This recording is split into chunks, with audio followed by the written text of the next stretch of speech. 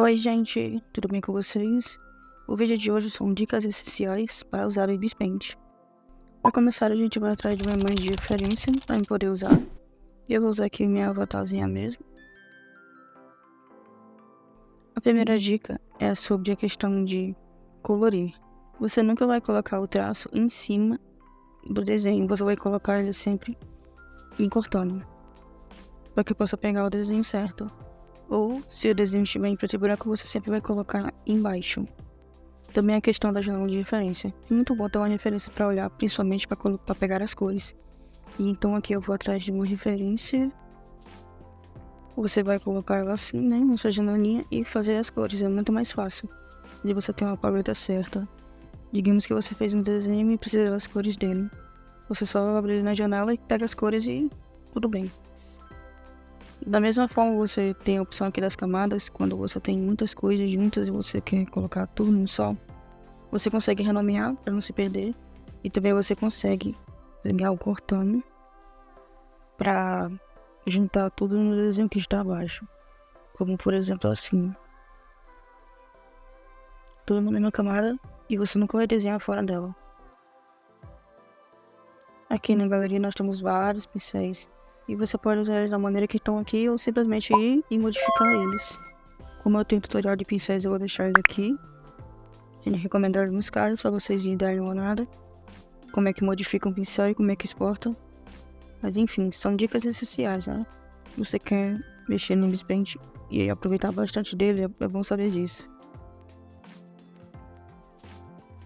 Essa aqui é a nossa ferramenta de seleção, que você seleciona ou dentro ou fora, e tudo que está selecionado fora você consegue usar. Você consegue até mexer a seleção, o que também é interessante de fazer para algumas coisas. E você sempre vai ficar colorindo tudo que está fora dela. Ou você pode fazer o inverso também.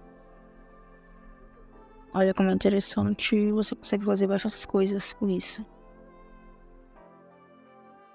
Também tem essa ferramenta de laço, que você aumenta o tamanho. É bom saber disso na hora que estiver fazendo um rascunho. Nós temos os filtros aqui, que também tem um tutorial específico para ele, falando sobre todos os filtros e para que servem.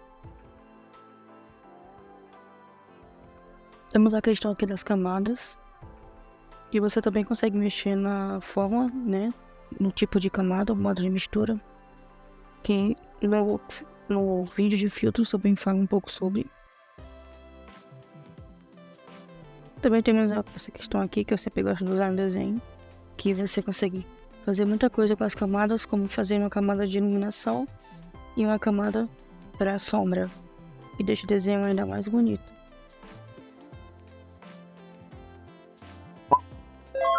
Na parte de salvar a foto, você consegue escolher entre PNG normal ou transparente e o JPEG normal. Você também consegue até usar a super resolução, que vai aumentar um pouco da resolução do seu desenho. Aqui nós temos as ferramentas, que eu também tenho um vídeo explicativo sobre cada ferramenta dessa, para que serve, como usar.